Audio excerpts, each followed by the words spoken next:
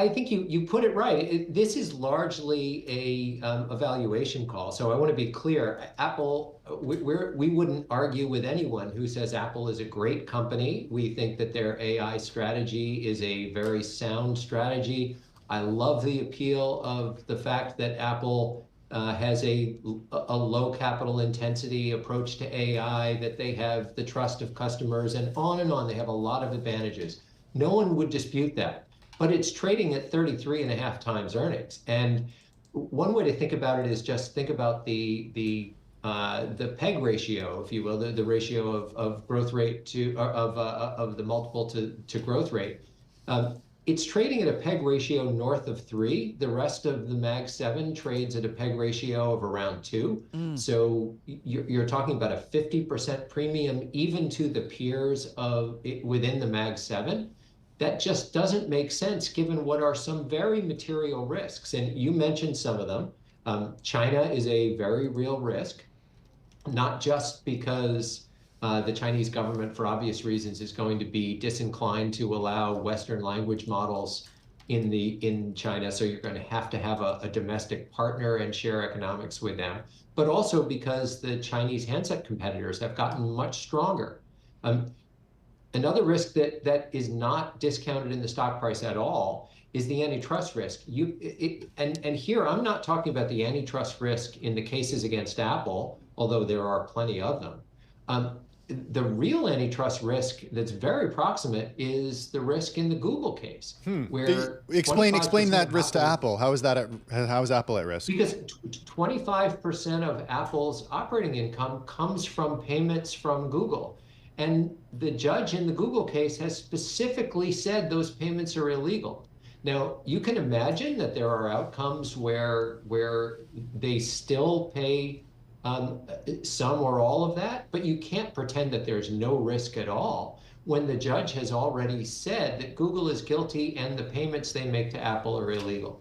I mean, that's 25% of Apple's operating income. It's $25 Massive. billion a year. So, and so the point we were making in this morning's downgrade, and again, I love Apple just as much as everybody else, but there are very real risks that are simply not appropriately discounted in the multiple that Apple is being awarded right now in the market. I want to zero in on the China risk and what exactly is because this is a story we've been talking about for years at this point, Craig. Like concern that, Chinese consumers are not going to buy as many Apple devices as they have previously.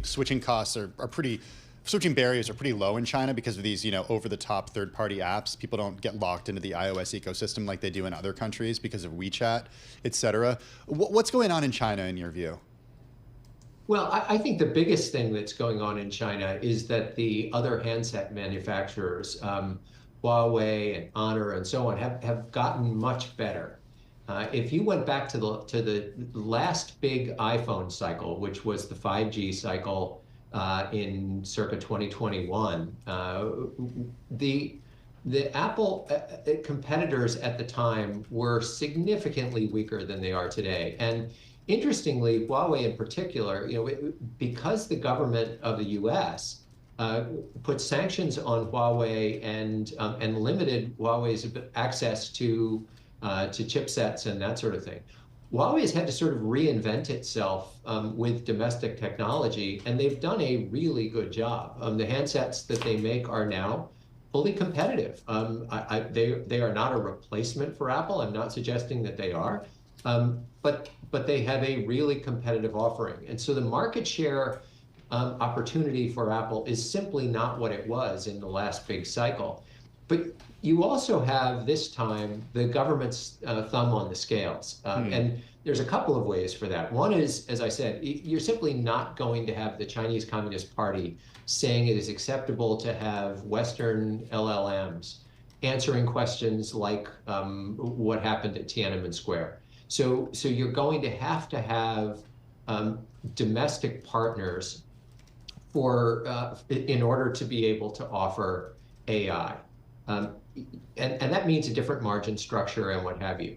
You also have a very real risk from tariffs. And it's not just, in fact, not even primarily, that Apple itself imports almost all of its components, and in fact, today it imports all of its handsets mostly from China, because they're assembled there.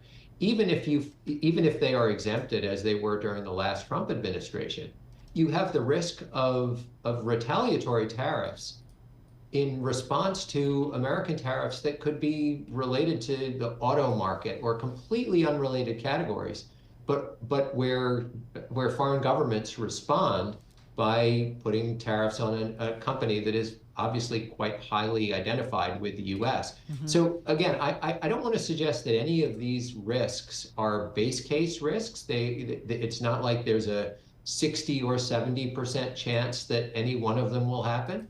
But if you have all of these potential risks, all of which shouldn't be described as sort of a tail risks. These are really real possibilities in all of these cases that there are negative outcomes. And they ought to be reflected in the multiple of the stock with a more sober multiple, and they simply are not.